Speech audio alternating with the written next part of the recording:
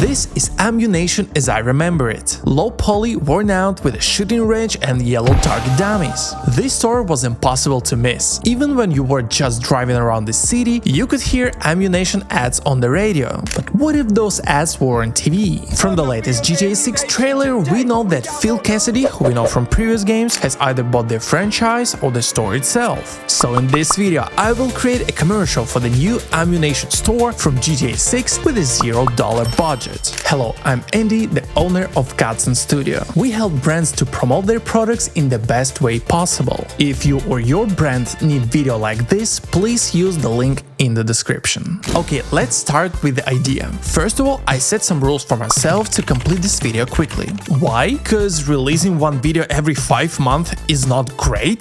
The idea should be easy to make, not take much time, but still look as if tens of thousands of dollars were spent on the ad. It sounds simple, but it's not so easy. The commercial should show that even though AMMU-NATION has a new owner, players can still buy the equipment they need without any problems. I also wanted it to visually remind us of the classic AMMU-NATION, where you could see spinning weapons on the floor like in GTA Vice City. So here's the plan. A crate with weapons slides into the frame. As the camera gets closer, you see different weapons and equipment inside. Each time the camera moves in, the box closes and then opens with the new items inside. By the way, you can find this project on my Telegram channel. Also, you can find there free assets, tricks and tips behind the scenes of my projects and everything that might help you in content creation. Link in the description.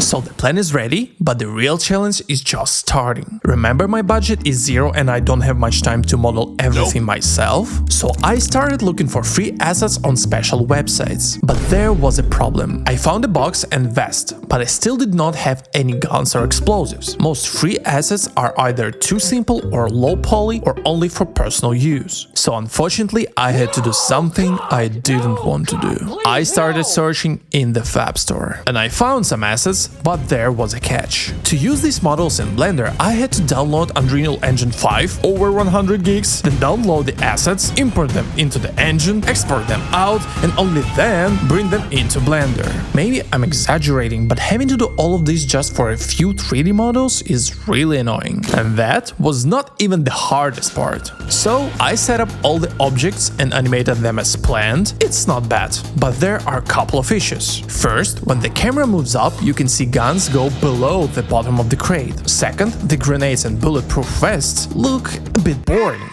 For the guns, I'll fix it by cutting off the handles that stick out of the box. This makes my computer work harder, but since I can turn this feature on right before rendering, it's not a big deal. Done. For the vest, I'll add a little wind effect so it sways and look more dynamic, and done. But when I've got to the grenades, I've got an idea. What if one of them will explode in slow motion? At first, I tried to make an explosion using a special program for fire simulations, but I didn't know how to use all the settings and I was short on time, so I decided to do the explosion in Blender. After a few hours of testing, I managed to create something that looked like an explosion. I broke the grenade into many small pieces and made them fly in all directions. But I have more important question. Where are we?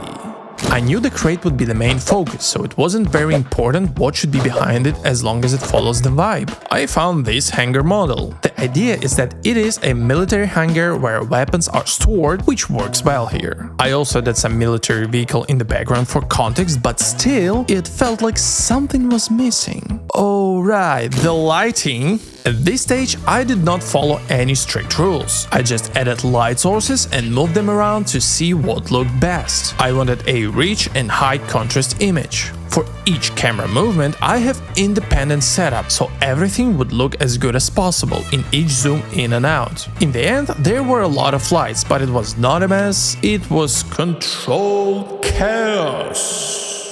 I was about to start rendering when I decided to add some stickers to the inside of the crate lid.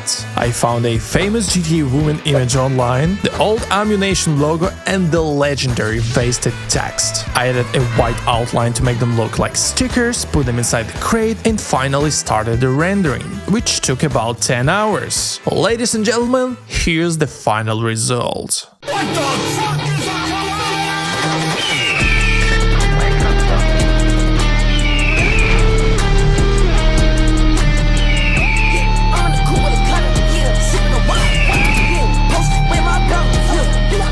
If you liked that video, please hit that like button and subscribe. And also don't forget to check out my Telegram channel.